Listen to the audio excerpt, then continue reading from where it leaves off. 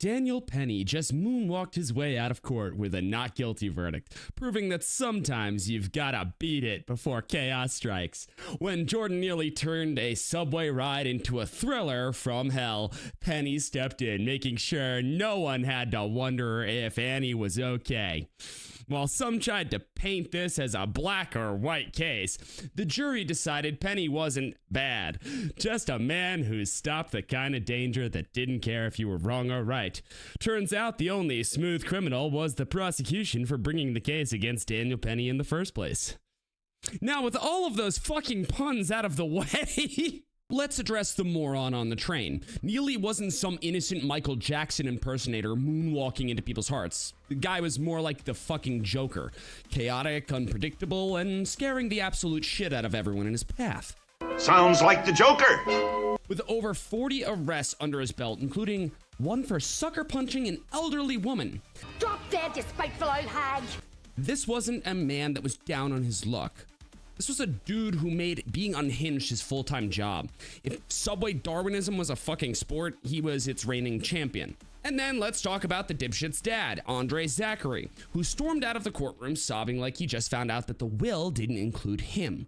Let's get something straight. This is the same guy who didn't give enough of a fuck about his son to get him help when it could have saved his life. But now that there's a potential payday involved, well, he suddenly cares. 'Cause of course. Of that money. The fucking audacity of this guy. It's like missing your kid's entire childhood, but showing up at his funeral to sell fucking merch. You're pathetic. And speaking of pathetic, let's talk about Alvin Bragg and his Keystone Cops prosecution team. This is the same Manhattan DA who was allergic to prosecuting real criminals, but decided to throw the book at Penny for, I don't know, doing what the police were too fucking slow and stupid to do in this case. I say I resemble that remark. Penny stepped up in a moment of crisis when Neely was terrifying an entire subway car, ranting about how he didn't care if he lived or died. The guy was a ticking time bomb, and Penny was the only one willing to cut the fucking wire. But sure, let's make him the bad guy. And can we discuss the muffin? The Muffin Man? The Muffin Man! Neely's lawyer actually had the balls to bring up that Neely had a muffin in his pocket, as if that somehow absolves him of being a dangerous threat. A muffin, guys. I'm sorry, but when someone is screaming about how they're ready to die and scaring everyone around them, no one's thinking, well, I bet the guy's just misunderstood. He's got a fucking muffin. The jury, thankfully, wasn't buying any of this bullshit. They saw through the sob stories, the muffin propaganda, and the media circus. Penny did what anyone would hope for in a situation like this. He protected innocent people. The prosecution's whining about Penny's lack of remorse was fucking laughable. Remorse? For saving lives? It's like asking John McClane to apologize for blowing up Nakatomi Plaza. It's not gonna fucking happen, you.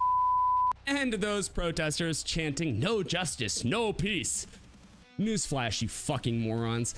Neely's death isn't some Shakespearean tragedy. It's not Romeo and Juliet, it's Die Hard. And Penny was Bruce Willis saving the day. If you want to talk about injustice, perhaps direct your anger towards the system that failed Neely. Or better yet, towards his deadbeat of a father who abandoned him but suddenly cares now that there's a potential check involved. At the end of the day, Penny is a hero.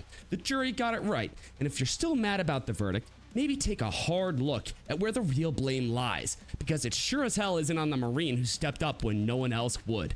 Perhaps blame your shitty city that did nothing before the fact. An AK in hand and a nose full of snow.